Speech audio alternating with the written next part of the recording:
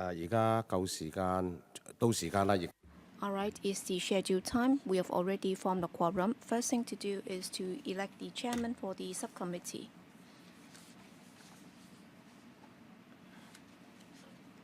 This is the subcommittee on Peak Tramway Safety Amendment Regulation 2018 and Peak Tramway Ordinance Amendment of Section 33 Notice 2018. In accordance with Annex 4 to the House rules, we have to elect a chairman, and we have to have a nomination, and also to have a seconder, and also acceptance of the member being nominated. Yes, Mr. Yu Si Wing, I'd like to nominate Mr. Jeffrey Lam. All right, I accept the nomination. Yes, who is to second? Yes, Mr. Wong Ting Kwong. Okay, so Mr. Wong Ting Kwong, can you chair the election? Because I have been nominated. Because he has accepted the nomination.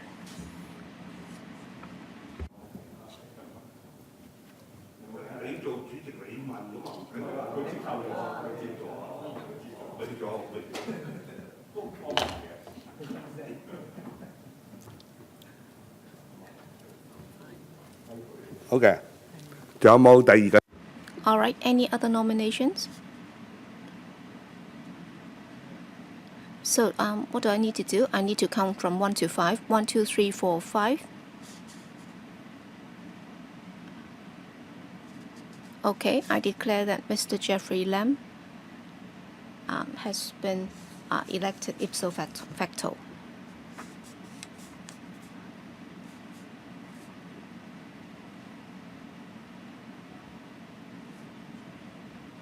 Now, I'd also like to ask members if we need to have a deputy chairman.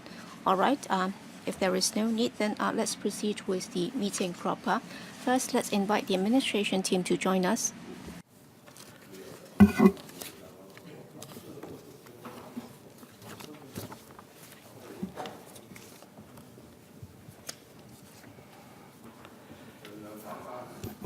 係。咁首先呢，我就想請政。Okay, I'd like to hand over the floor to the administration so they can walk us through the proposed amendments to the Peak Tramway Safety Amendment Regulation 2018 and also the Peak Tramway Ordinance before the floor is open to members' questions. So, administration, please walk us through the papers.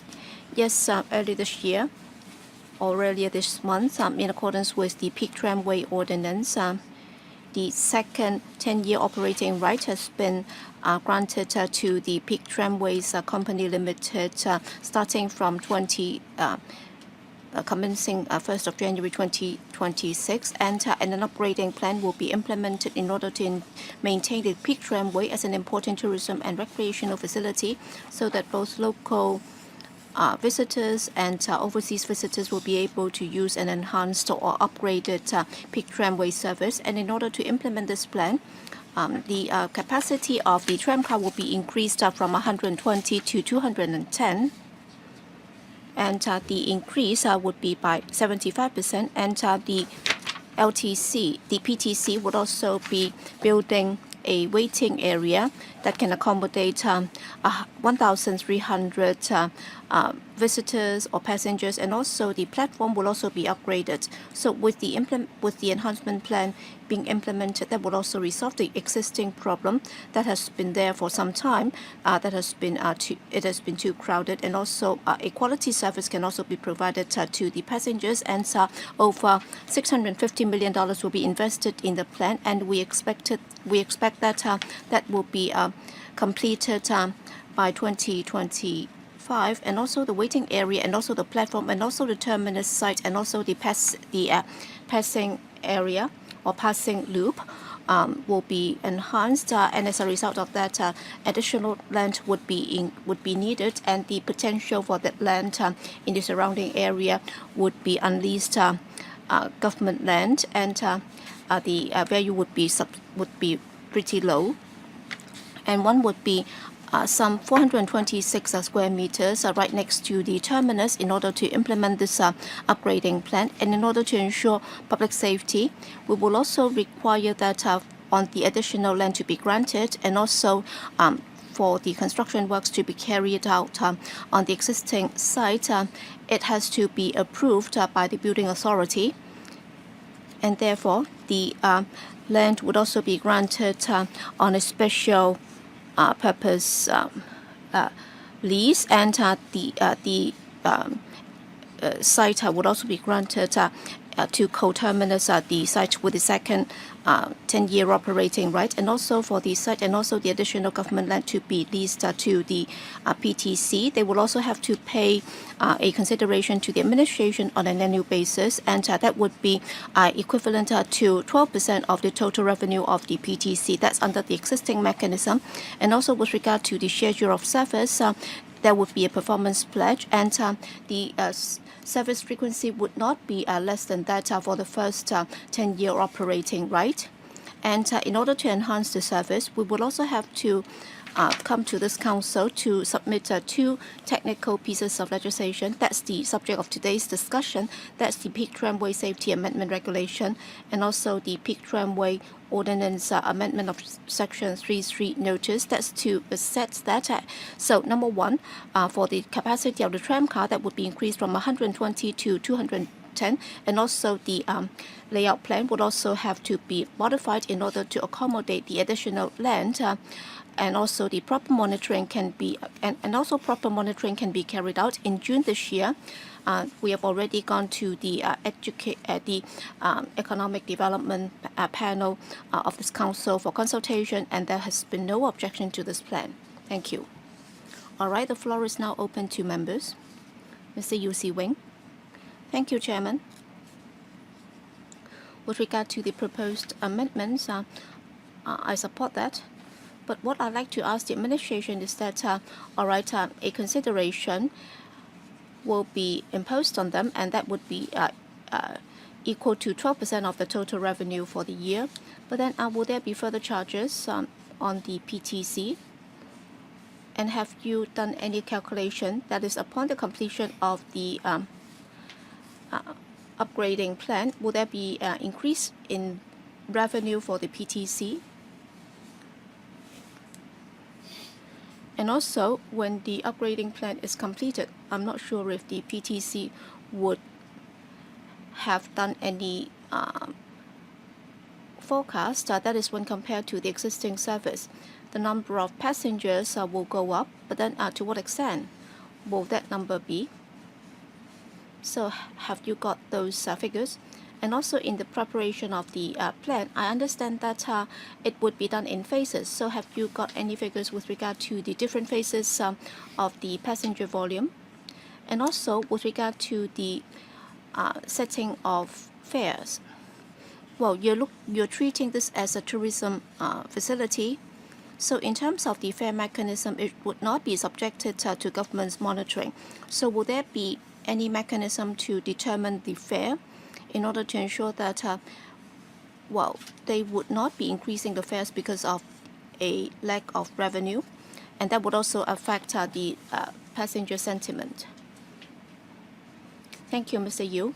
Concerning the consideration or the sum chargeable to the user, it's not a nominal fee, and we would be charging them 12% of the total revenue. So this is not nominal at all. So just 12% of the revenue. No other fee will be imposed. With regard to the estimated revenue from the services, since 2015 and 16, we have already introduced this mechanism, and in 2017, actually for the revenue or the consideration that we received from them is over $12 million, and over the past 10 years, under the previous mechanism, we're looking at a 10-year period, and we are talking about over $13 million. And then in 2017, we managed to get $15 million. So under the new mechanism, there will be an increase in revenue on the part of the government. With regard to the passenger projection, and also on the fare adjustment mechanism and so on, I think I should defer to the PTC to answer the question. Yes, Mr. Yu, you're right in saying that for the PTC, or the Peak Tramway is a tourism facility. Over 90% of the passengers are tourists, and in 1986, the monitoring mechanism has been lifted so that that would be determined by the market forces. So I'll defer the rest of the questions to the PTC. Who would like to answer the questions? Is my microphone on? Yes. Thank you for the questions. Regarding the passenger forecast, we have done extensive forecasts, and we don't see the new tram as driving a growth any greater than the historical growth. So our forecasts are based on about a 2% growth per annum of passengers. The focus of the Peak Tram upgrade is to remove the queues and make the whole process much more efficient and enjoyable for our passengers. So our forecast over the 10-year period is about 2% per annum, which is based on the historical growth. With regard to fares, the control of fares was removed by LegCo many decades ago, and it's a commercial market forces that control the fares of the Peak Tram, and we believe our customers will make the judgment whether we're charging a fair amount by using or not using the tram. So we will evaluate the commercial situation at the time, the investment we're making, and monitor those fares. Thank you. Chairman, that being the case, you said that that would be determined by market forces. So do you have a mechanism to decide on the level of fares, or is it that the management of the PTC will be determining the fare level, and then you can just announce the fare increase anytime you like? Is that the case? Who would like to respond to that? Yes?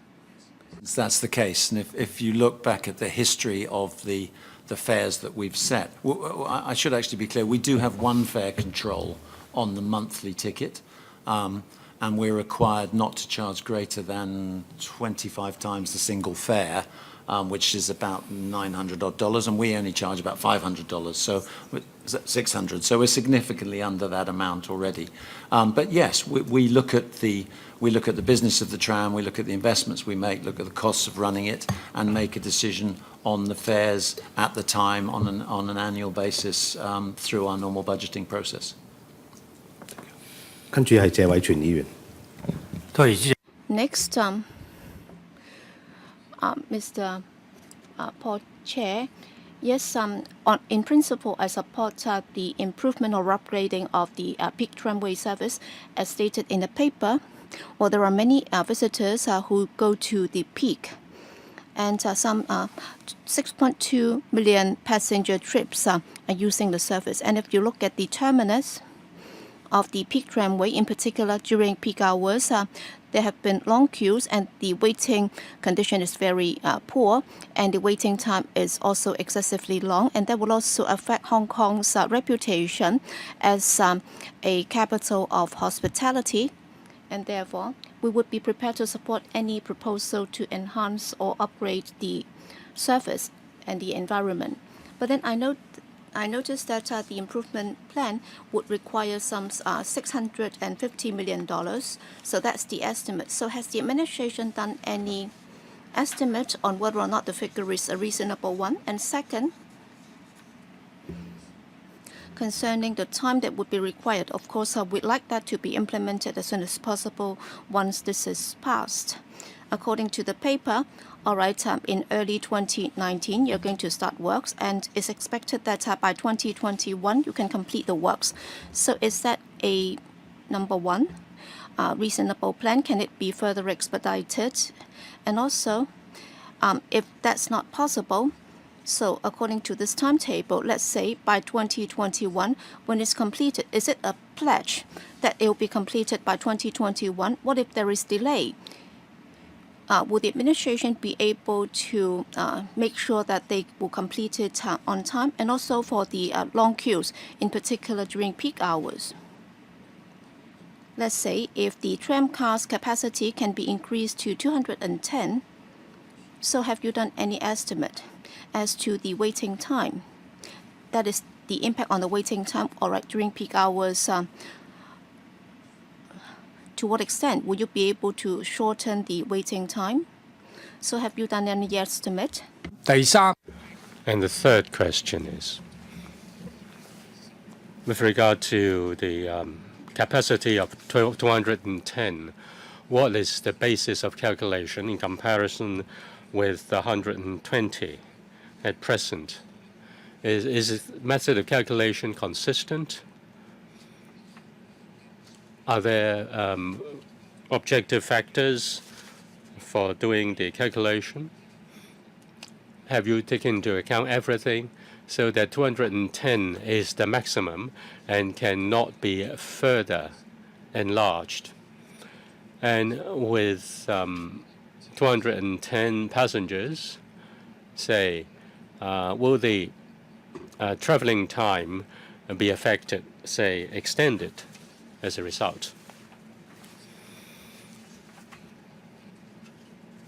I've come across many tourists who ask me, where is the tram station? When I'm in Central. Well, I have taken some photos, and I think there is not enough signage to direct the tourists to the tramway station in Central. Can better signage be provided? So much for the questions. Thank you. From 120 to 210, I think the administration has to answer, and also the tramways have to answer. First, the administration. Thank you, Chairman. Thank you, Mr. Chair, for the question. With regard to the amount of expenditure, now the PTC fully pays the upgrading costs, so it is for the tramways to decide on the amount to be spent. We just comply with the Peak Tram Ordinance in approving or granting the second 10-year operating rights. We look at the investment program, and we believe that they have the commitment and capacity to do that. And we have also considered the outcomes, and we believe that it is very important to developing the tramways, the Peak Tram, as a leisure and tourist attraction. And they will also be able to deal with the long queuing issue. And we also hope that it can be completed as ASAP. 2021 is an objective assessment by the Peak Tramways company, and I really hope that they can speed up the process. We'll work together, and there will be construction works involved, and many approvals have to be obtained, and we will do our best to work with the PTC so that the works can be completed ASAP.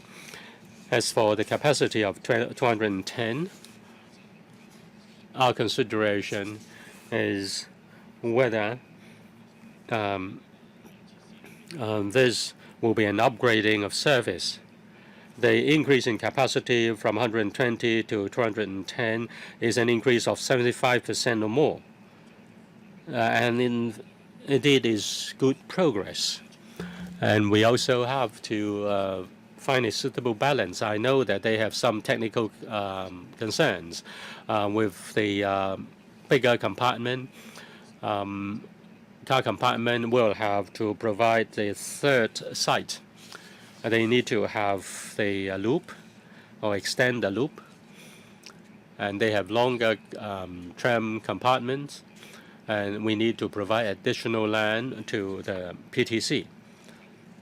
We have to consider various factors in coming to this conclusion. Maybe the tramways can supplement, the Peak Tramways can supplement. Mr. Sawyer? Question. If I can comment about long queues and capacity, I'll try and combine it all together. Our estimates, firstly, are that there will be no more queues. outside any of the stations. And secondly, we'll significantly reduce the waiting time by at least 80%. So we don't see that there will be a queue situation again once we implement the new trams. The selection of the number of 210 took a long time to come up with. We had a lot of discussions with the tramcar supplier, who are based in Switzerland. And it involves technical and geographical issues. The tramcar has to travel through 3 bridges, travel under 3 bridges. So therefore, we can't go wider and we can't go higher. The only possible choice is to go longer. And the tram is a single track funicular that has a passing loop. So it passes only at one place. And therefore, the length of that passing loop also controls the length of the tram. Everything for the tram is in the haulage room of the peak tower, and that is a limited space. So it's what I call a box on a rope. So everything operates from the peak tower in the haulage room. That haulage room is limited in space. The bigger the tram gets, the heavier the tram gets, the bigger the equipment gets and the haulage drum, and we can only go to a certain point when there's simply no space to contain all the haulage equipment. It was very important for us to maintain the seating and standing ratio. We could cram a lot more people in if they're all standing, but that is not part of the experience. There was also a question about the time it takes for the journey. We firmly believe that we don't want people to travel faster. It is Hong Kong's most highly visited tourist attraction. We want people to enjoy the journey. Therefore, we're keeping the speed the same as it is now. We're just getting more people to enjoy that view at the same time. So all of those conditions we took into account when evaluating, should it be 210, should it be 250, should it be less? And that was the right number given all those circumstances, and with our forecasts about how we can reduce the queues, how we can get people through the process. The numbers worked, and our forecasts ensure that this will go on for at least 20 years. So we believe we're well protected on that side of things. Regarding signage, we absolutely want to work very closely with the government on looking at signage all the way from Central, from the escalator to the peak tram. We are also looking significantly at the area that we do control to improve access to the entrance of the tram, and we have some plans where we're opening up that space that is the entrance to St John's Building and the lower terminus, so as people are much more clear how to get to the tram. 主席，我想跟進一下咧，即係關。Chairman, if I may follow, concerning the signages, I think they can improve it immediately. I hope the administration will work with the PTC to do it as soon as possible. Chairman, let me follow up on the 210. I consider the comfort of the travel. Now, originally it's 120. You have to consider the space per person. I want to know that at least people should not be crammed into the compartment, the car compartment like sardines. Then the government will share more revenue, but that will reduce the comfort. So there's a need to take into account the comfort of the travelers. That's the first point. My second point is this. Now, by amending the law, you do not include the time frame. So how can you make sure that they will do it on time? Now they say it's 210. When will that be delivered? Now you allow them another 10-year term. Now you ask them to upgrade. You may not be able to put it in the law, but in what way can you make them honor their pledge so that they will complete it by 2021? We want it as soon as possible. At least they meet the target, 2021. As for investing $630 million, I just asked the administration whether it's reasonable. I say it's $6.3 billion. You will not trust me. Of course. I think that will affect your decision, because this is an improvement. This is also an investment, and therefore the EXCO grant the 10-year term, the second 10-year term. And I hope they will address, the administration will address this question. As for the 6.2 million estimate of passengers, now most of them are tourists, but there are also local people who make use of the tramway, the peak tram as a means of transport. What is the proportion to that? In that, maybe because of long queue, they take other forms of public transport. So in terms of choice provided to local people, this is not good enough. And also there are not too many stops. But if more stops, then it will take a long time to go to the peak. Have these been considered by the government? Tourists want to go to the peak. Local people also want to go to the peak to enjoy the view from the peak. Will the administration do something about it? Yes, Aaron? Thank you, Mr. Chair, for the question. As for the timetable, I've said it, and I will not repeat it. I just hope that they can do it as soon as possible. It's hard to say that they have to complete it on a certain date, on the dot.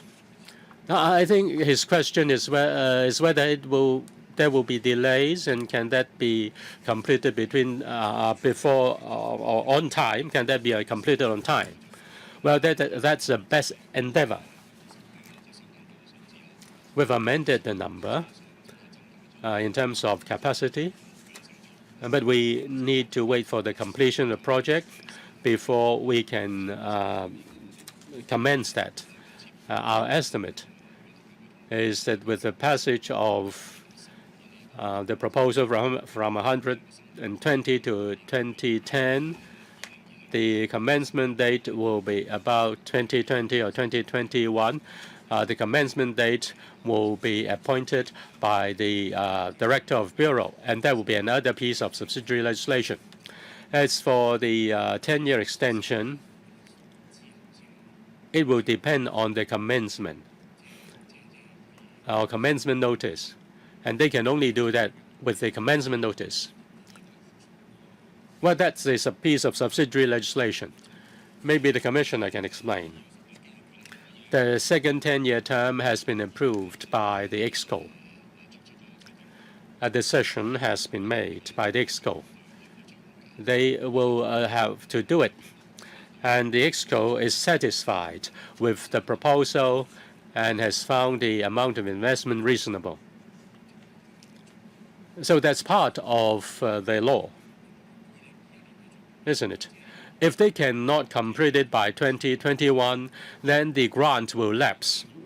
Is that the case? My concern is that if they delay, I'm not accusing that they will delay it, but we have to make sure that that will be done. Well, there may be some unforeseen factors. Maybe the PTC can answer that because they are responsible for the project. With regard to completing the project in 2021, well, it's not just the tram car, enlarging the tram car from 120 to 210. It also includes some renovation and also the provision of cover. Mr. Soy, would you please answer the questions? May I just clarify the question regarding cover? Mr. Chair asked whether the completion date of the renovation and also the changing of the tram car from 120 to 210 capacity, whether the completion timeline of 2021 can be accomplished. He would like, I'm sure our members also would like to have assurance from your company that could be done, because we don't want to see delay, going into 2022, 2023. Could you give us an answer or some assurance to our members that could be accomplished? Certainly, Mr. Chairman. Thank you again for the question. if I can be clear, my understanding is quite clear, is that the second 10-year period ends in 2035 and it ends. So if we don't open in 2021, our time just gets shorter. So our project is very much based on commencing work at the beginning of next year. We have the suspension periods already planned out and very much completing early 2021, if not early. 就係應該係2021年初，希望更加早添，因為完全係冇誘因。In fact, there's a huge incentive for us to do the work more quickly, so as we can start to rerun the tram again and repay our investment, which I might add is now 684 million rather than 650. Of course, Chairman, I'm not, saying that the pre-trained companies not going to, do it as quickly as possible. The question actually is put to the government, in the event, unlikely event, that, this timeline cannot be met. What sort of remedies government will be taking? Fu Junyan. Yes, Deputy Commissioner, thank you, Chairman. Thank you, Mr. Chair, for your question. Yes, we'll be closely monitoring the progress and, of course, in approving the project. In fact, we have also set up an interdepartmental group comprising over 10 government departments in order to make sure that the whole project is feasible and reasonable. So there is no mechanism to suggest that there will be any penalty imposed on a PTC in case it fails or in case there is delay. But then if the upgrading plan has not been implemented properly, resulting in unsatisfactory service being provided by the PTC, so by the time when they apply for any further operating right, I will consider that accordingly. So what is the next time when they apply for further operating right? You're talking about 2035. So are you going to put up with that until 2035? All right. Yes, Mr. Tony, Chair.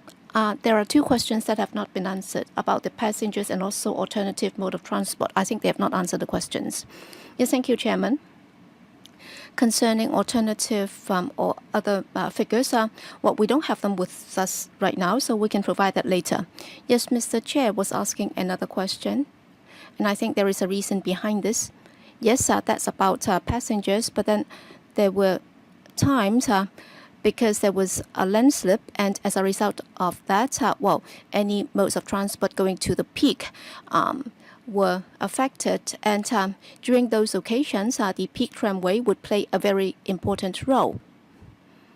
So I think those considerations would also have to be taken into account. And if the Deputy Commissioner doesn't have those figures, you can also provide them in writing later.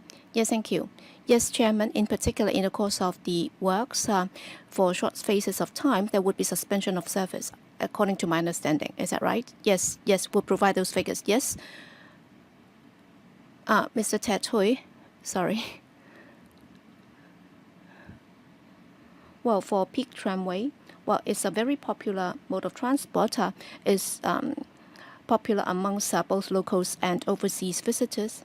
And I can see that it's very crammed and it's overcrowded. And because of the refurbishment and also the upgrading in the future, there'll be improvements, and I welcome that. But then, as I can see, if you look at the plan approved by the CE in Council, that involved the consideration and also very complicated land issues. I think you need to explain that to the public more in greater detail. From what I see, in approving the certain lease terms, you talk about an STT so that they can start works as soon as possible. That's under short-term tenancy, and that's also in the form of a private grant. So that's in the form of a special purpose lease or SPL.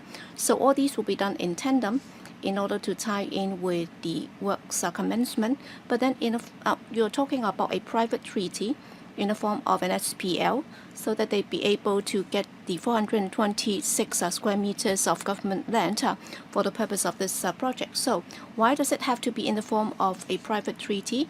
Can that be done in alternative ways? In particular, I noticed that for the two leases, that is the STT and also the SPL,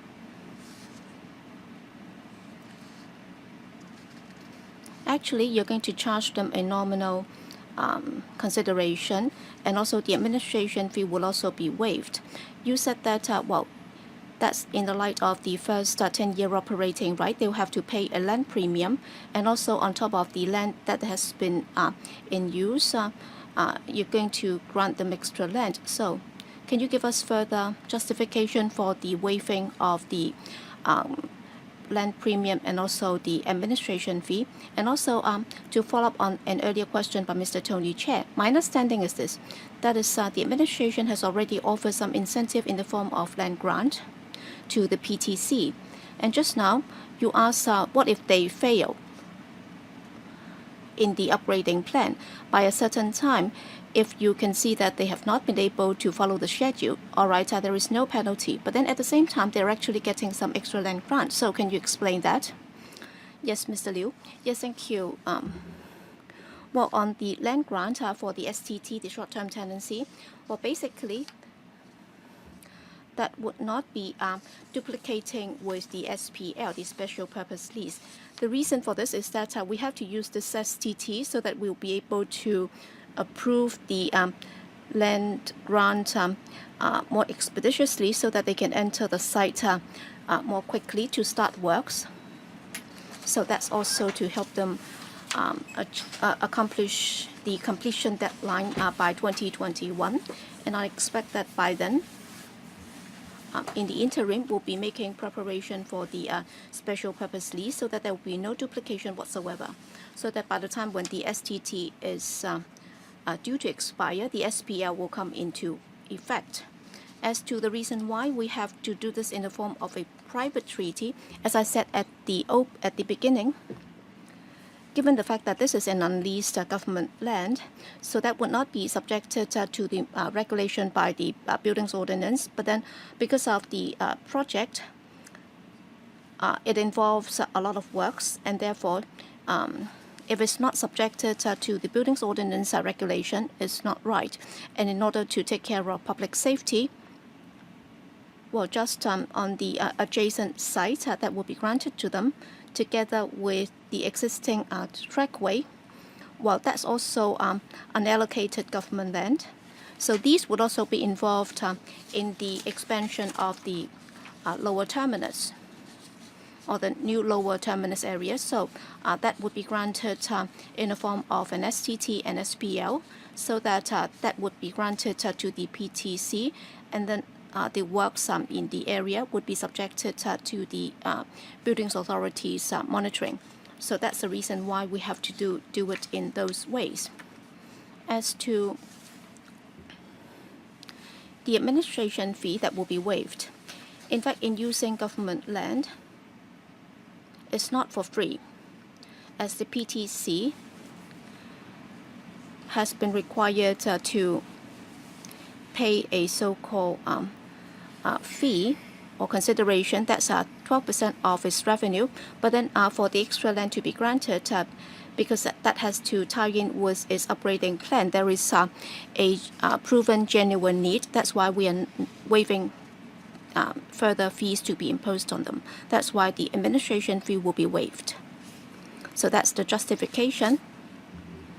And if the PTC, under either this plan or in its day-to-day operation, has not been able to provide a proper service, then under the existing legislation, there is a mechanism under which we can deal with that. But then as far as the upgrading plan is concerned, we're not going to charge them anything, but then we will still be able to monitor its service under the existing legislation, so that there can be further negotiations and regulation of the PTC. So my understanding is that, well, in essence, you're saying that because of this upgrading plan, and also the 10-year operating rights, all right, you're talking about a small piece of land, just 426 square meters. But then because of the upgrading plan, they need the extra land. And then you are deciding not to charge them anything, and you're waiving the administration fee. I think that leaves something to be desired, because this is, after all, a private operator.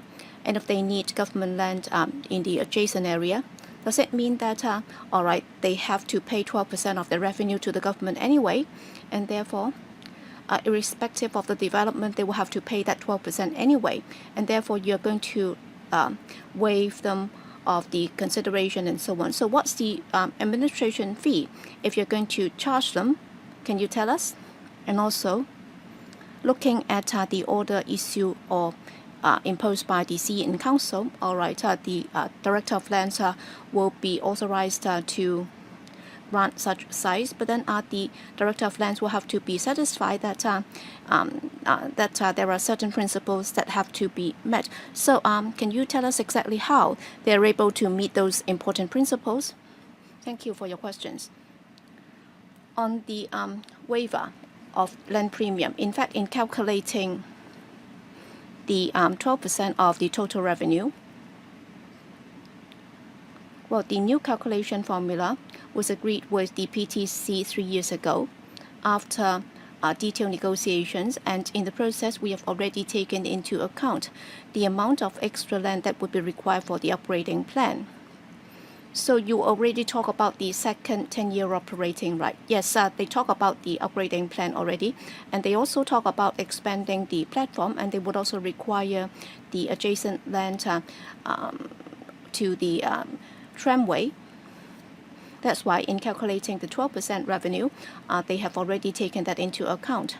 And on this occasion, they have submitted the plan, and the land that would be required for the upgrading plan has been proven to be needed in order to expand the platform, because in building the platform, the only thing that they can do is to expand into the adjacent area. So that's been proven. That's why we are not going to charge them extra. So before the 3 years ago, what did you use to charge them? Well, at the time, we did not adopt that formula. In fact, in calculating the fee, the premium that they had to pay, we just look at the profit. So we were talking about 20%, 25% of the profit. So that's the previous calculation formula. And all right, during the first, before the start of the 10-year operating, right, we charged them upfront, and now we have modified that. So we look at their total revenue, and that would also taken away the cost consideration, and that would also be charged annually, and therefore would be able to look at the performance of the PTC annually. What about the special treaty grant by the Director of Lands? So can you tell us more about those principles? Which paragraph are you referring to? So that's the recommendation by the CE in Council. I'm looking at the electrical brief in the first paragraph.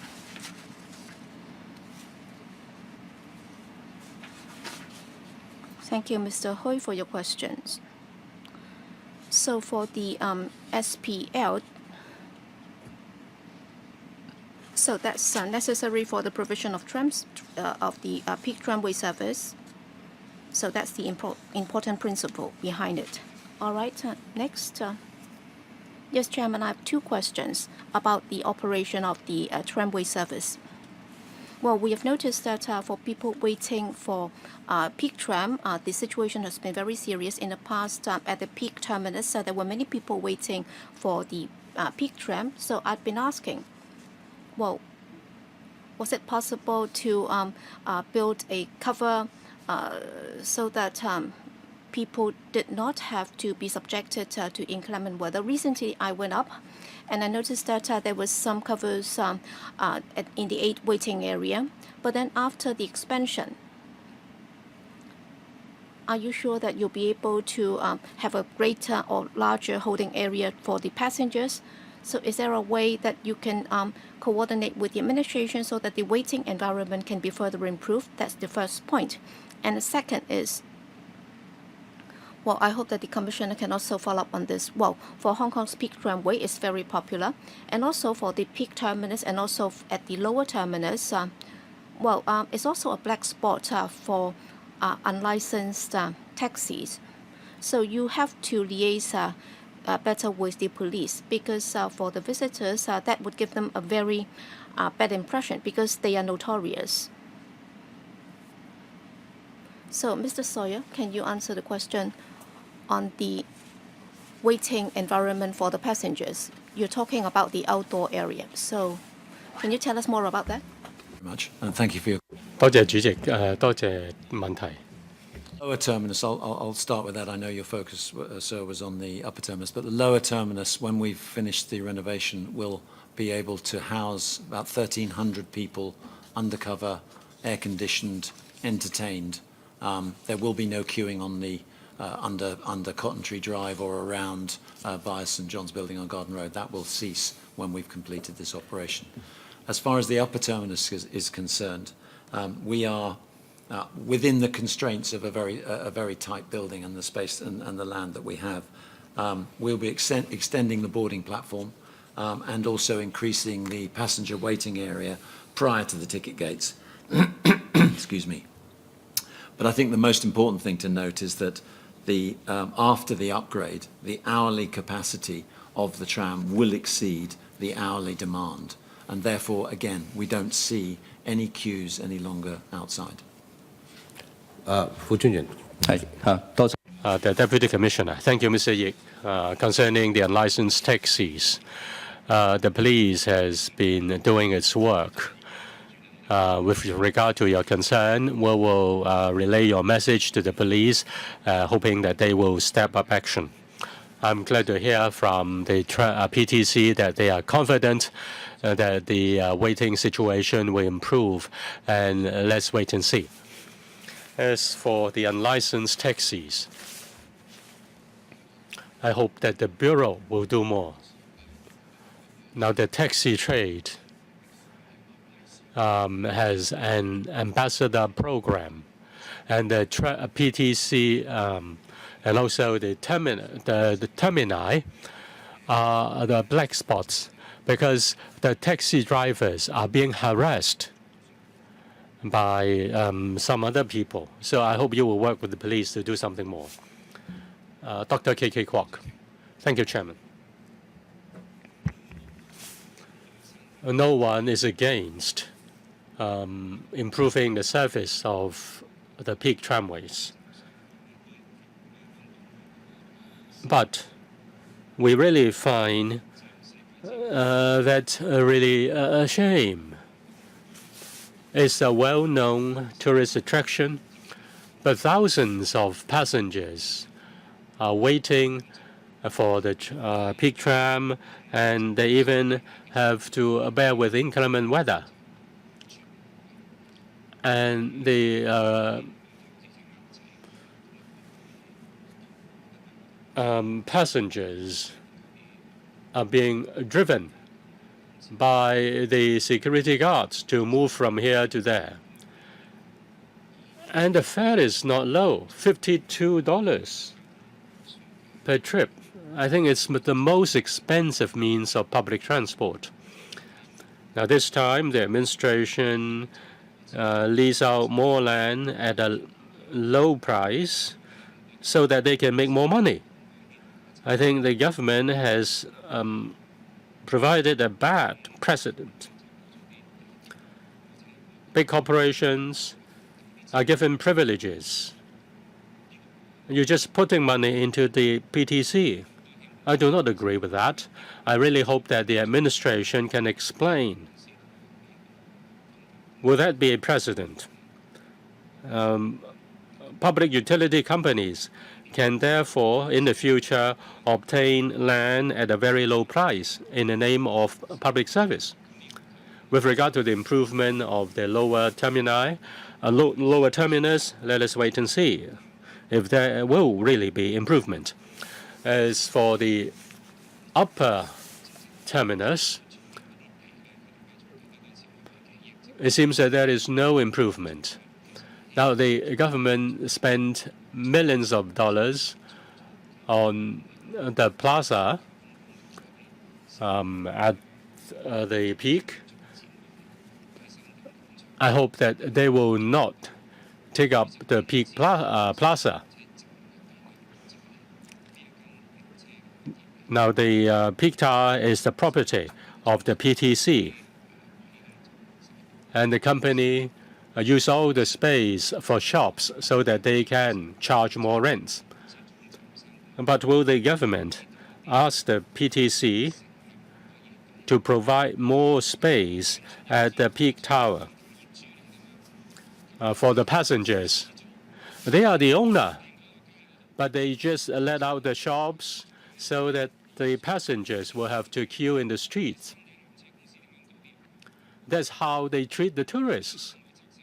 Why can't the government ask them to make improvements so that they provide air-conditioned waiting area within their own property, so the passengers can wait there instead of driving the passengers outside and then let them wait under the sun or brace inclement weather? Thank you for the question concerning the land price. 3 years ago, when we amend the calculation, is now 12% of the annual revenue, and that has taken into account the demand for land for the development plan. There is no privilege given. They need to pay for the use of land, and that's 12%. Now, can people get your land prime site with just a low price? The Commissioner, would you please explain? Now, because the train compartment will be lengthened, and the extension is not towards the outside, but towards the inside. And the sites are next to the tracks. And the sites cannot be used by the public easily. I think you need to explain that. Yes, Chairman, you're right. The 3 additional sites of government land which are next to the tram tracks, they have low development potential and the public are not accessible. Now, when you grant them the franchise, have you considered how the passengers are treated? Why can't they make use of their own property to let the passengers to wait inside the property of the PTC? Will you do something about it? Now, with regard to the service of the PTC, we encourage all the operators, including the PTC, to provide a good service, and we work with the trade to improve their service. As for the site at the peak, the commercial land or commercial land use is the property of the PTC. Since it is under private ownership, it is up to the owner to decide on the use. Now, you are a government official, Mr. Chairman. You grant them 20 years of franchise, and they are not treating the passengers well, and you just let them make all the money and say you are not responsible. You grant them a 20-year franchise, and you don't even ask them to provide more land more space for the passengers. You owe us an answer. Chairman, concerning the terminus at the peak, there will be an improvement. In the development plan, there will be an improvement to the waiting area at the peak terminus. So apart from the Garden Road terminus, there will also be improvement at the peak, and also the capacity of the compartment is increased from by 75% from 120 to 210. As for improvement at peak tower, I think the Tramway company will explain to you. Mr. Sawyer. Thank you, Mr. Chairman. Thank you for your question, sir.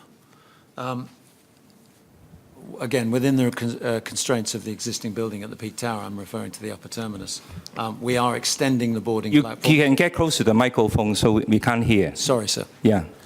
We are extending the boarding. 幫佢拉落去，將個咪較前佢嗰度。Yes, please move the microphone forward so that he can speak directly into the microphone. at the upper terminus, we are expanding the boarding platforms. We are increasing the space before ticketing for undercover waiting. But the most important point that I made, and I'd like to make again, is that the forecast hourly capacity of the tram will well exceed the hourly demand. So we do not believe there will be queues any longer. And this is the fundamental reasons for doing the upgrade. We will be able to keep 1,300 people in the lower terminus, completely undercover, fully air-conditioned, entertained. We're planning a full entertainment and historical program in the lower terminus. And we believe we will instantly remove all the queues. 主席，我問緊佢山頂。My question is about the peak tower, Terminus. It is your own property, and you charge high rents. You let it out to restaurants and shops. Why such a big company can allow so many passengers waiting outside, bracing inclement weather? They even have to wait during the typhoon. Why can't you provide more indoor space? In your shopping mall, where you charge high rent, you let the passengers wait there for your peak trams. And you also say that there will be improvement. Does it mean that in future they don't need to brace inclement weather, they don't need to stand in the street and wait for your tram? It's really a shame for Hong Kong. If it is a tourist attraction, we have been to many tourist cities. We compare that to our peak tram service. We say it's really shameful. During the peak seasons, people will have to bear inclement weather, and they're being driven by your security guards around. Now, you are the owner, and you charge high rent. Why can't you provide more space for the passengers so that they can wait indoors? The government grants you a 20-year franchise. Will you agree to treat your passengers in a more humane way?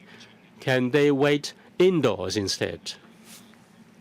嗰陣時咧，就已經作出咗介紹，即係有關。我有睇啲文件㗎。你正話冇聽到㗎嘛？係。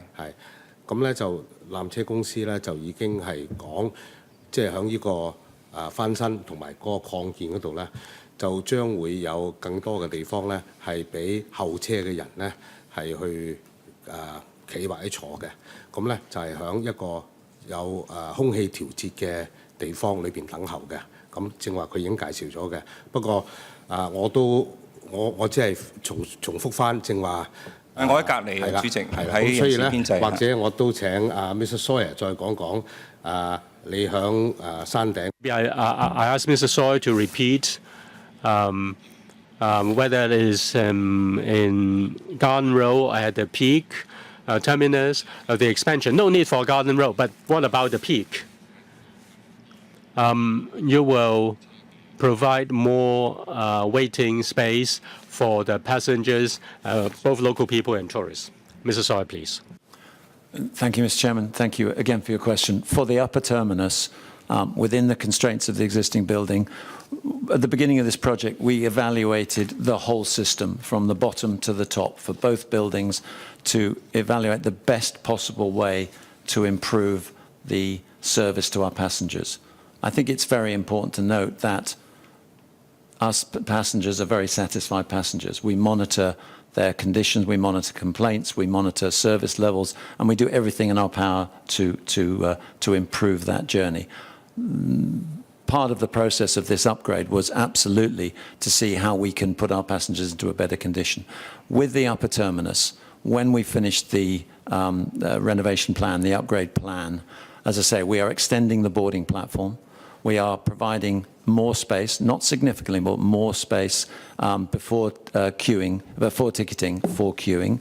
But the main point is that the demand will be less than the supply of the tram. There will be no more queues outside of the peak tower, both upper and lower.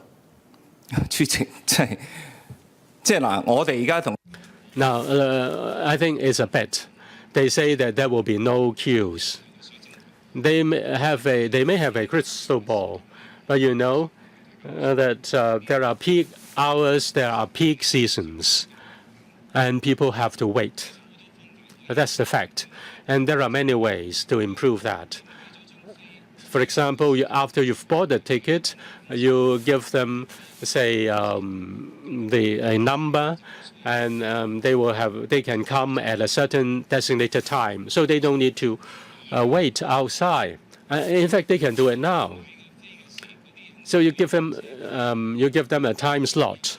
Say, for example, train 115 will be the 5th train, so you don't need to wait for 5 trains outside. So these are simple methods, and all you're doing is to ask us to trust you. Well, how come that's the case? All right, you could have done it right away, Mr. Sawyer. All right, the passengers would just need to buy a ticket, and then you can tell them that you can come back again in 10, 20, or 30 minutes. You can just do a walk around. So you can do it right away. So why are you not doing that? Mr. Sawyer, can you answer that question first? All right, if you're talking about designated tram car, all right, if they are late, then that would become invalid, right?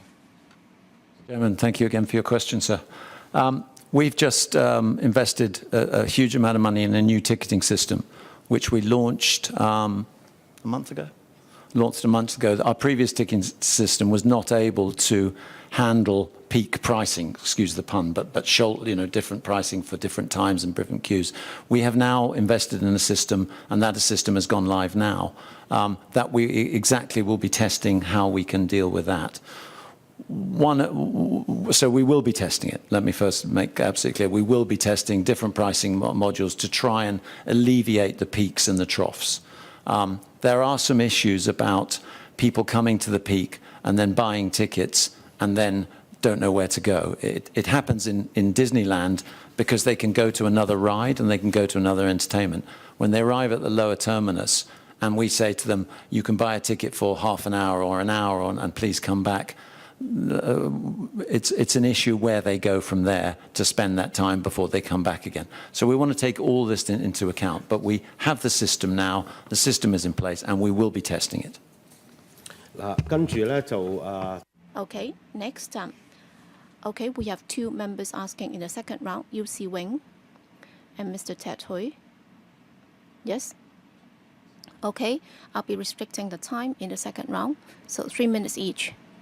Also, Tony Chair. I raised my hand first. Sorry, Tony Chair. Sorry, I called you by the wrong name.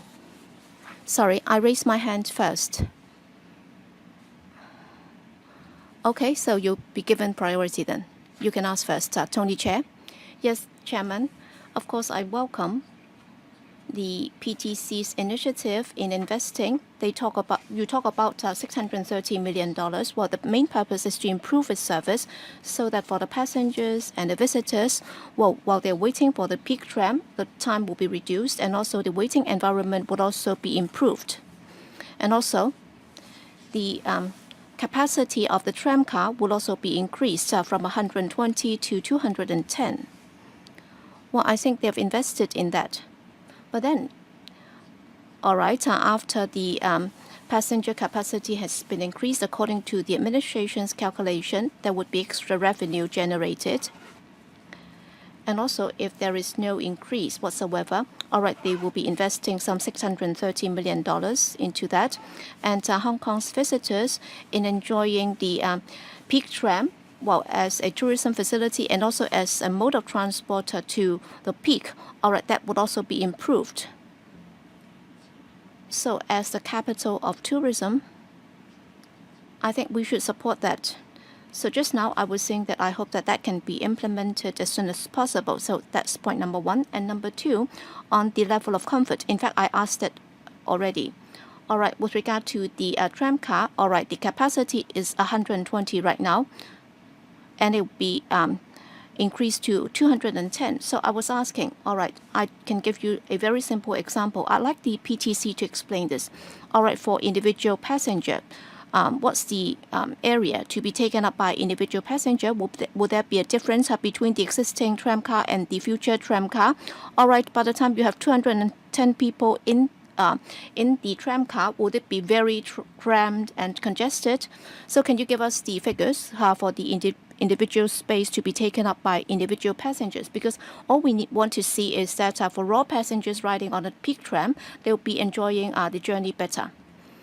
Space and leg room and things like that. If not, you can give us the information later on. Thank you, Mr. Chairman. I don't have the exact numbers. But it won't be uncomfortable. It won't the be. leg room has it decreased? It has not decreased. There is no decrease on the current provision. That I can assure you. I don't know the exact numbers. We're happy to provide it. If I may just add, we've done extensive modelling on the seats. We have a plywood mock-up. We've looked at seat pitch. We've looked at improving the standing. I should also note that we can now take wheelchairs throughout the whole of the tram. We have eight points that we can take wheelchairs. The platform and the tram will be the same level, so they can just roll in. Currently, we have to manhandle them in. So the whole situation will be better for all passengers. Okay. 跟住係姚思榮議員。Next, Yu Si Wing. Thank you, Chairman. Well, we heard more complaints about the waiting at the lower terminus. Well, at the peak terminus, yes, sometimes some passengers would have to wait, but then it's very rare for them to have to wait outside. Well, on some occasions, there might be queues outside, and I'm sure there'll be improvements after the upgrading plan is completed. But I'd like the PTC to give us some figures.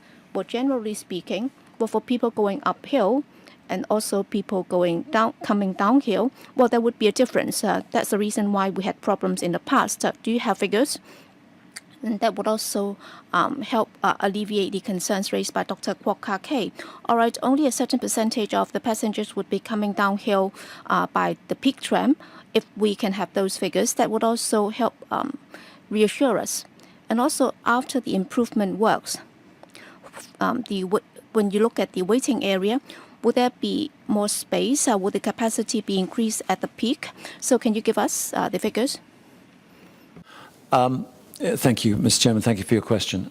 We handle around 6.3 million passengers a year on average, and 60% of those travel uphill from lower terminus to upper terminus. The balance, 40%, only travel downhill.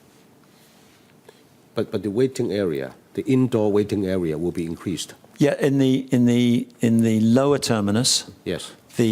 Where the tram currently parks, we're moving the station 70 meters up the hill. That will be connected by moving walkways, which is why we need the extra unused and allocated slices of land to put a platform in there. When we take the tram out, where the tram sits now will be queuing.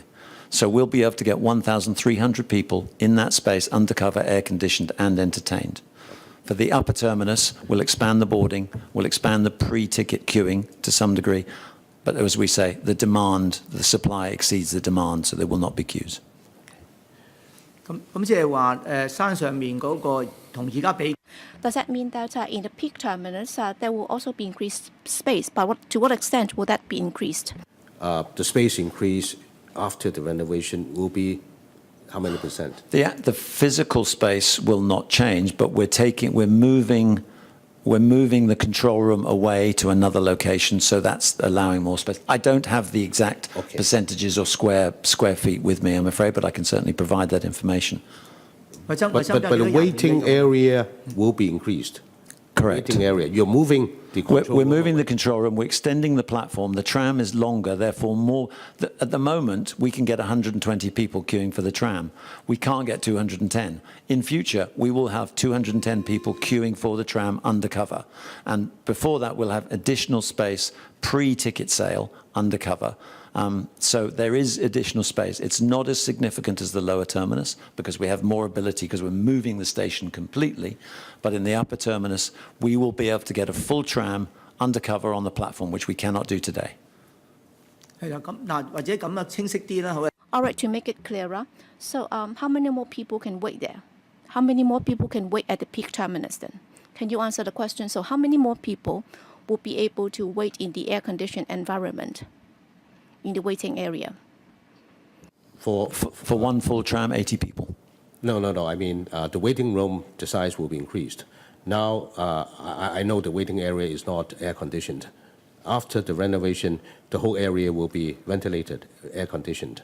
So the whole area, how many people can you house? Again, we're talking of the upper terminus. As I said, currently we can get 120 people on the platform to board a tram. In future, we'll be able to get 210, so that's an increase of 80 people. 90 people, actually. 咁其他地方咧有冇增加到？ What about the other areas? Will there be an increase in area? Your question is the total waiting area, not just passengers for one tram. There will be people waiting to get on the next tram, or they just like to walk around inside the waiting area, that area. Yeah, pre-ticket sales will get嗱喺售票機之前咧，佢哋係有額外嘅空。 sales will get an additional 80 people. Not counting the ones on the platform, pre-ticket sales will get an additional 80 people as well. So it's an increase of from 120 to 210 and then plus another 80 on top, correct? Thank you. 許智峰議員。 Ted Hui, thank you, Chairman. We are talking about the next 17 years peak tram operation. So we are talking about a rather extensive period of time. That's why I was talking about land premium and also the revenue of the government, and we're talking about a long period of time. That's why I'd like to ask further questions. You talk about the STT and also the SPL, which is a special private treaty. Originally, they had to pay premium. All right, those have been waived.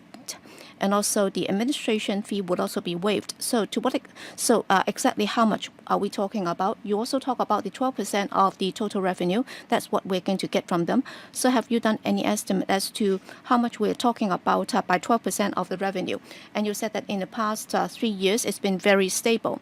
So can we compare between the two figures so that the taxpayers will know exactly whether or not we've been using public funds in a proper way, and whether or not it's good value for money. And of course, PTC will be investing some $600 million within a certain time frame, and on that basis, we are granting those extra land to them. Well, what if they are not able to do it? All right, PTC said there is no incentive on their part to delay the works. There is all the incentive for them to complete it as soon as possible. But then we have seen cost overrun and so on. All right, they made a pledge, and then they come back and say that they will have to delay the project by 1 or 2 years. So, under the operating agreement, will there be penalty clauses so that in the end, if they change the plan, or if they fail, can you just get back the operating right? So can you do that, Commissioner? Yes, thank you, Chairman. On the STT and also the SPL and also the waiving of the administration fee, I don't have the information with me, but then the administration fee should not be high. And what about the land premium? Well, as I said, you're talking about the adjacent land of the tram track, and the development potential would be extremely low. Well, the Lands Department did not do any estimate, but then I expect that to be pretty low. And also on the 12% of revenue, what are we talking about? How much is set? Well, I can provide you with some reference figures. Well, in 2012, we got about $12 million. Can I ask further follow-ups? It's not just on this occasion. In many land development projects involving private operators or contractors and so on, when they ask for public land, when they came to this council, they would not be able to tell us the figures exactly. Well, we need to have the figures, or else how can we evaluate whether or not public money has been used properly? So can you give us the information later? So on the land cost and also on the administration fee, so that and also whether or not there will be penalty in case they fail to complete the project on time and so on. So can you also terminate the operating rights in the event that they fail miserably? All right, we have an established mechanism in communicating with the PTC, and if there is any problem with their operation through the established mechanism, we can take it up with the PTC. Well, what if they are not able to complete it by 2021? Would you be terminating the operating right or what? Well, we don't see that that will be happening. And we do believe that whether it's the PTC or the administration or the public, we do share a common objective. That is for the peak tramway upgrading plan. We want it to be completed as soon as possible. So we are unanimous on that. And with regard to the project approval, government departments have been engaged to facilitate that. Dr. K.K. Kwok. Chairman, first I hope that they will answer two questions. My question for the Commissioner, the $15 million. Now, is it just the income for the tram PTC? Is it $120 million, the operation of the PTC? Now, there is the escape clause. Now, if they are not able to honor the terms, there is no escape clause. You cannot take away their operating right. Can you? The contract is signed. Now, the PTC or the Peak Tram project is a very special project. And it requires, answer my question directly or not. Directly, yes or no. After the contract is signed, it will last for the next 18 years, and there is no escape. Now, with regard to that expansion program, there may be uncertainties. And also, the treatment of the passengers may not be reasonable. Now, in negotiating with them on the contract, have you asked them to improve the comfort for the passengers in the waiting area? If you have done that, what have you done? I refer to the peak terminus. Thank you, Mr. Kwok, for the question. During the discussion on the development plan, we consider the whole development plan as a whole package. It's not just simply the lower terminus or the upper terminus. We consider the whole plan. According to the operation of the PTC, how can service be improved to raise the comfort of passengers as a leisure and tourism facility? So there is none. You have not done anything to specifically require the improvement of passenger comfort. Some members asked the PTC, there will be no increase in area.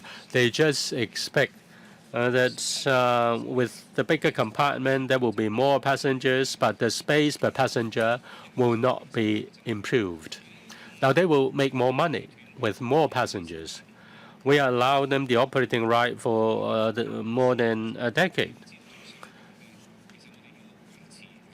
And they're not treating the passengers well. We need to maintain our reputation as a capital of hospitality. Whether it is in the lower terminus or in the peak terminus, the situation is really shameful. I asked how they can shorten the waiting time. They say that they will do some tests. They're making millions of dollars and just doing something to improve the waiting experience and improve the conditions for passengers. They cannot do it now. They have to ask passengers to wait for more than a decade. Now, people have special needs, and they need to be cared for, and more space should be provided for them to wait. Now, at the peak terminus, you have to stand and wait. There are no seats in the waiting area. I saw elderly people waiting for an hour for a peak tram. They just stand there for an hour for the tram. How can you allow that? In fact, they can do more. They can make improvements now. Chairman, you better ask them. Will they improve facilities for the passengers to wait? Say there will be seats for the elderly to wait for the peak tram. Mr. Sawyer, can you answer the question briefly? Thank you. Firstly, I'd like to reconfirm that the service to our passengers is second to none, and we make every effort to provide the best service we possibly can. Our levels of complaint we receive are extremely low. We have been awarded service awards, so we make every effort to do so. Are we going to put seats into the lower terminus where we have space? Yes. Will we provide where we have space? Yes, we will. Where we have elderly in queues, our staff are there to look after them and do the best we can for them. Yes. 喂，你喺度講大話。 I think you're lying. Now, I saw elderly people waiting for half an hour or an hour, standing there. How many staff members are helping the elderly, the disabled at the peak terminus? Oh, we shouldn't allow lies. If you have done that, tell me how many staff members are helping the elderly and the disabled when they're waiting. Mr. Sawyer, would you please explain the situation? What are your staff members doing to help the elderly? Well, we just saw it once, but you operated for a year round. Well, I didn't do it just once in the blue moon. I always watch the service. Mr. Sawyer. Mr. Chairman, thank you for your question. Every single member of our staff that are on duty provide a service to the elderly, to the disabled, 我問你邊一個職員喺出邊做啊？你答我啊？唔係。Chairman, now the staff members are just checking the tickets. How many of the staff members are coming out to help the elderly and the disabled? Now, what kind of service do you provide for the elderly if they are waiting in the queue? What sort of service are you providing at present? Elderly and the disabled are given priority access to the tram. We currently have to help disabled people, particularly those in wheelchairs, because there are 2 steps into the tram and very narrow doors. We actually have to manhandle people up onto the tram. And that's something that we've designed out of the new system completely. And we've made every effort, and we've discussed with organisations for disability to help us with that design so as we can improve that facility. Every member of our staff, depending on how many is on a shift on what particular day and what particular season, is focused on improving the passenger service. 主席，你睇到喺度講大話。I have a request to you, Mr. Sawyer. Since the Honourable Mr. Kwok said he's at your premises 2 or 3 times a day, you should Not a day, a assign- week. A week. You should assign somebody to accompany him. 唔使啊，主席，唔好做 to make 戲 sure 啊。 that you are there, and what you see is what's wrong, the wrongdoing. They have to. 即係主席唔係咁樣嘅，主席佢要交啲。Chairman, they have to provide us with the numbers or details. But let's don't argue. I think we all want to improve the service. Now, concerning your questions, now you say you saw it, say 2 or 3 times a week. Now I just asked him a question. What space will be available for passengers to wait, and also where the seats will be provided? Well, now you can assign, Chairman. Now, even if you make a request, I will not accept that. If you go there 2 or 3 times a week, Chairman, I just asked a direct question. Can they, at the peak terminus, provide more space for passengers to wait at the peak terminus? At present, they're not going to provide that. May I clarify that this is the same question about space in the upper and lower terminus that we... You have answered, but please answer again. Of course. Thank you for your question, sir. For the lower terminus, we are... 你答上邊 Mrs. Sawyer. Just the upper terminus. Just upper terminus, please. And we're asking you repeatedly, can you increase the spaces which allow the passengers waiting areas to increase? Okay, and you said you would not increase, you just move the bar. Am I correct? Thank you for your question. I'll repeat my answer from before. We are extending the boarding platform, which will allow 200. I'm not asking the boarding platform. I'm asking the waiting area before they can arrive the boarding platform. Can you read me? The boarding platform is part of the waiting area because there is a full tram waiting on the boarding platform. That will extend from the 120 today to 210 in the future. Pre-ticketing, we're expanding space for an additional 80 people. And I re-emphasize that the demand, the supply of the tram will be greater than demand. There will be 好啊， no 主席， queuing problem. 我不如問翻政府。 Chairman, let me ask the administration. Now, the Deputy Commissioner, now you've heard the answer. They've given an undertaking. They say that there will be no queue in the future. Put it down on record in the paper. Now, after renovation, if there is somebody waiting, if there is a queue, then you should ask them to increase the waiting space. We should provide more waiting space for the passengers. It's just a simple request. We want the passengers to be more comfortable. Mr. Liu, now they say that in the future, there will be no queue. If that doesn't happen, if there is a queue, what will you do? What will the government do? Thank you, Mr. Kwok, for the question. We're certainly watching the PTC very closely. And if there is such a situation, we'll work with the PTC to make improvements. Well, the Deputy Commissioner asked what specific thing you will do. In fact, he has answered your question many times before.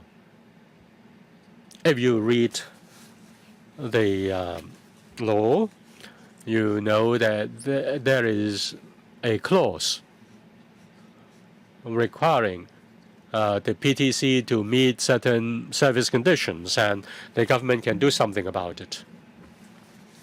I will extend today's meeting by another 15 minutes. I think that's at the end of the question time. The administration and the PTC have consulted the TTC of the Central and Western District Council, the economic panel of this council, and also they have consulted the stakeholders. In fact, the issues have been discussed at our economic panel. Now, with the development plan, with regard to the project, there are people who will be affected, and that includes the WWF, the Helena May, St. Joseph College, which is also next to the tram station, the LCSD, and also the Branksome Crest. They have been consulted, and generally they support the project, and they have no objection. Members have asked a number of questions and also expressed their views towards the project. I've asked the administration, also the PTC, to address those issues, and these include waiting area, the construction time, and also caring for the elderly, the disabled, and also people with special needs. They may need a seat when they are waiting, and I hope that the PTC will attend to that. If there is no further view or questions, Mr. Hui, I still have a question concerning amending the regulation and the notice. What is the deadline? I may consider moving amendments. Can I be informed of the deadlines? Yes, the Secretary, please.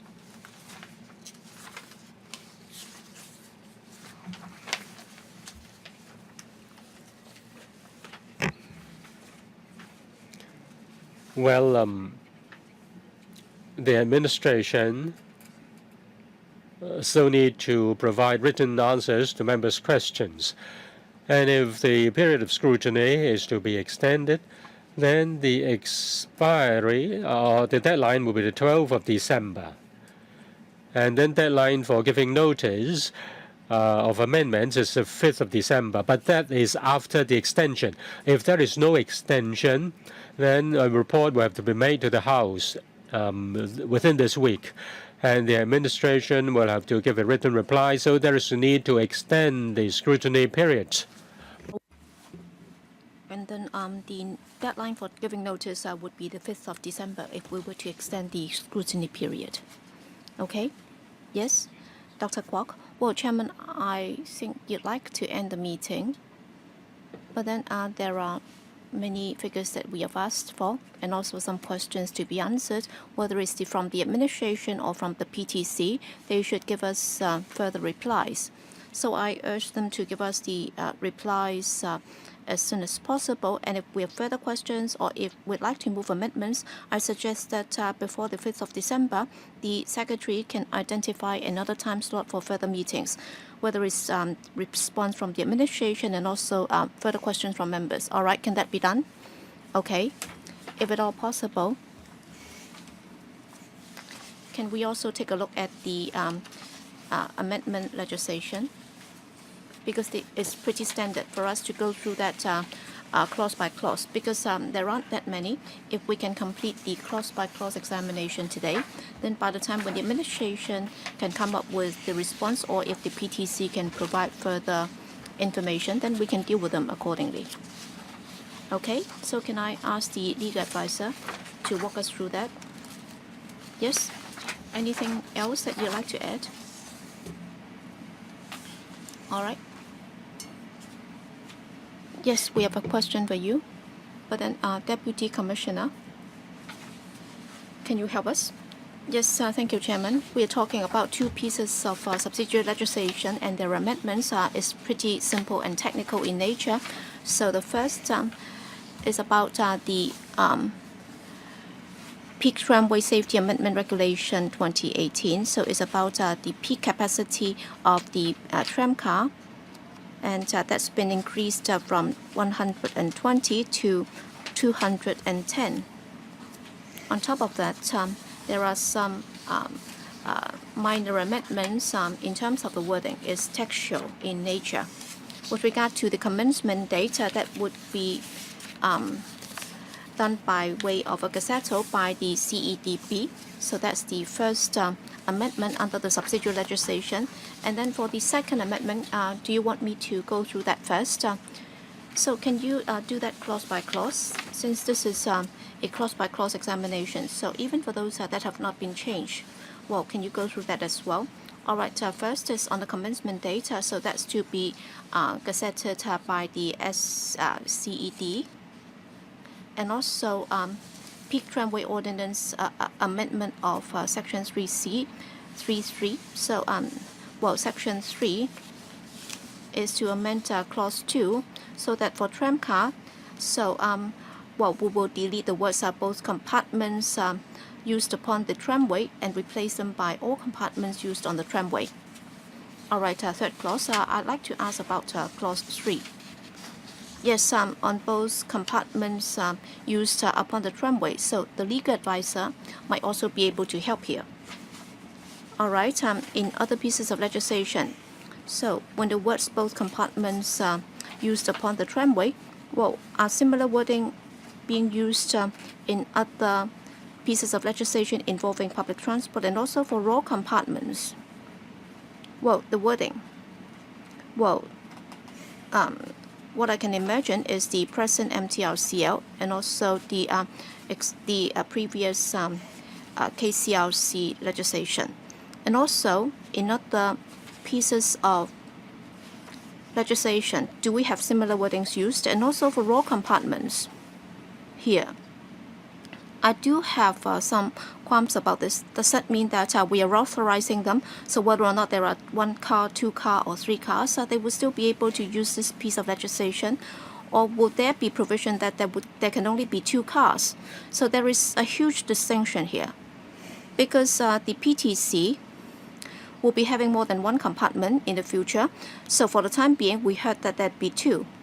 So in extending that, why are we not using 2 cars instead of using all compartments? Because in other pieces of legislation or in other countries' legislation, do we have similar wording? Well, Deputy Commissioner, can you explain? Well, the purpose of this is, as stated in the footnote, that's to ensure that for the number of tram cars or compartments that there can be greater flexibility. And of course, the PTC has temporarily decided that there would only be 2 cars. So there is no specific reason why we are doing this. It's just to give them greater flexibility. And then for the PTC, we're talking about a specific piece of legislation. I don't know if the DFJ would be able to help us here. Do we have similar wording in other pieces of legislation? Well, I don't have other pieces of legislation with similar wording here, so we'll have to go back and do a research, and then we can provide the information later. Because this is a very special way of dealing with this, because for different modes of transport, of course, there would be some differences, but then for peak tram, well, in the past, there's only 1 car, and now you have 2 cars, and then when you use the word all compartments, I would find it difficult to understand, all right, if there are only 2 cars, all right, within a short space of time, they're not going to have more than 2 cars, then why can't we use a more specific terms using 2 cars instead of all compartments? You'll have to justify that. And you can also compare that with other pieces of legislation. Why have you resorted to this wording? And also, going down the track, all right, there may be 2, 3, or even 4 cars. They don't have to come to this council at all. So for as many cars they like, they can just introduce them. Is that the case? Yes, as we said before. Well, this is a tourism facility. It's not a public transport item. And therefore, when we try to compare that with other public modes of transport, is that appropriate?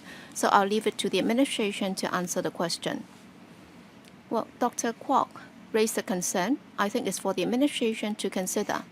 Is it likely? And also, would it be more precise to use 2 compartments instead of all compartments? Deputy Commissioner, you will have to consider that, and then you have to respond. Or would you like to respond to that right now? Well, for other pieces of legislation, I'll leave it to the DFJ so that they can provide further information. But then on this occasion, we are just providing greater flexibility. All right, at present, there are 2 compartments. But then will there be a scenario whereby there might be 3 compartments instead of 2? We are not talking about increasing the number indefinitely. But then, after all, this is a tourism facility. It's very different from other public modes of transport. There is no question of them increasing the number of compartments just arbitrarily. But then there may be a new design where there can be up to 3 compartments. But then I'm sure they'll be keeping it as a tourism facility so that there will be better journey experience for the passengers, because the track is not very long. It's just 1.4 kilometers.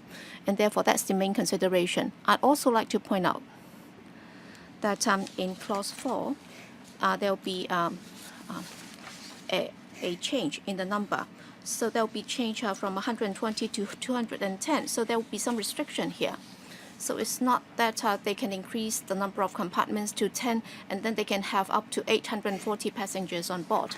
So that comes back to the basic question. In coming up with the legislation, we'd like to ensure that the legislation is precise and concise, given the fact that you've replaced the number of 120 by 210. All right, you have already restricted the number of passengers that can be held on board of the tram. All right, you only have 2 compartments right now, and just now the Deputy Commissioner said that it's very unlikely that they're going to increase the number of compartments to 3 or 4. So what's the general way of dealing with it? Because normally we would require the law to be as specific as possible. Because, for example, by increasing the number from 120 to 210, it's very specific. You can decide not to use 210, you can just change it to 200 to 250. But then you have chosen to use 210. That's the reason. That's because you want it to be very specific. And secondly, well, allow me to ask the legal advisor here, because in coming up with legislation, on some occasions, on the specification of the compartment, for example, for buses, there would be some definition in terms of the specific size of the bus, right? So, Chairman, so if it's just for leisure, then of course it's another story. But then for the peak tramway, it's also a mode of transport because some people would use it for sightseeing. Yes, undeniably that might be the case. But then there are people who use it as a commuter transport. So you have to know that it's also at the same time a mode of transport. It's not like a Disneyland car. Yes, I think the Deputy Commissioner has made it clear. All right, over 90% of the users are tourists. But then it's still a mode of transport. I have to insist on this point, or else there is no way that we can continue with our discussion. Yes, Deputy Commissioner. Well, this is a tourism facility. That's the reason why the peak tramway was transferred from the THB to the CEDB. And Chairman, you're right, over 90% of the users are visitors. So basically, this is no longer a commuter transport. On clause 3, Dr. Kwok raised a point. So would you like to respond to that now, or would you like to go back and think about it? Yes, we'll give a response later. All right. Next is clause 4. So that's to amend clause 21. That has to do with the duty relating to number of passengers. So we're replacing the number 120 with 210. Okay. Chairman, I'd like to ask about clause 4. Yes, Ted Hui. You're amending clause 21. That has to do with duty relating to number of passengers. Yes, you're changing it from 120 to 210. Well, that would be that is to tie with the upgrading plan. But what about the duty relating to the passengers? So what kind of duty are we talking about? Can you tell us more about that?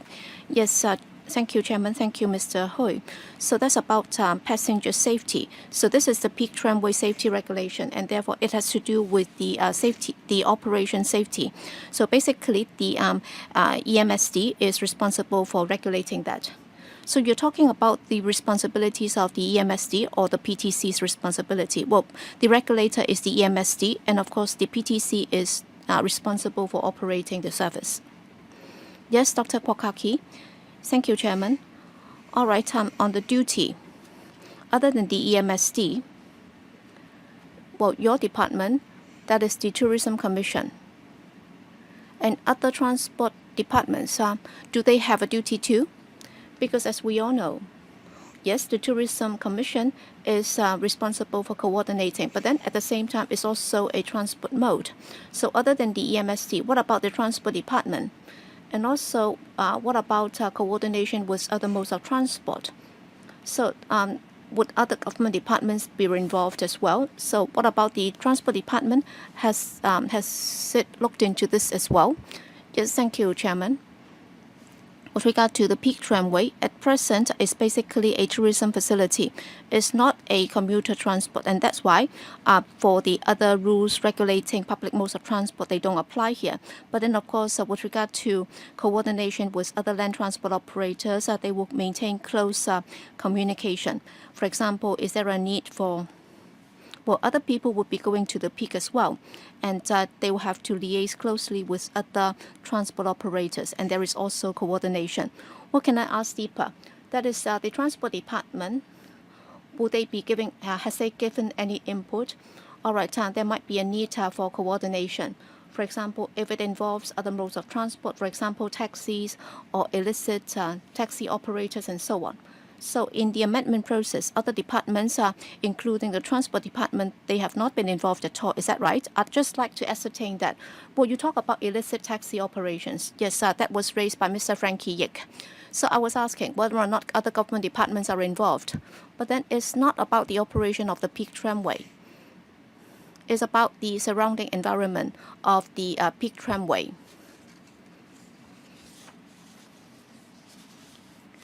there is no direct correlation with the operation of the peak tramway. All right, Tourism Commissioner, can you confirm that? Yes, for peakway operation, that's under the PTO, and for other operations, that's coordinated by the Transport Department. Well, so all you need to do is to say yes or no. So, is there any involvement of the Transport Department? Yes or no? Well, is the CE in Council considering this? And in the process, all relevant departments have been consulted. For example, for the peak tramway, with regard to the upgrading plan, with regard to other supporting plans and so on, the Transport Department is aware of that. The reason why I'm asking this is, yes, of course, we know that this is basically a tourism facility. 法律嘅時候，我點解 I've asked several times about its comparison with other similar laws related to transport facilities. I hope that the arrangement will not come into conflict with other modes of transport. If there is no coordination, then I'm afraid that may be a problem. Say it is entirely different from trams, buses, and other means of public transport. Well, I don't know whether there will be implications in terms of the law. Well, I think I end the meeting here. As for the outstanding questions, the government and the PTC will answer those questions later. Now, please give us a reply concerning those questions. Thank you. I think we end our meeting here. Thank you.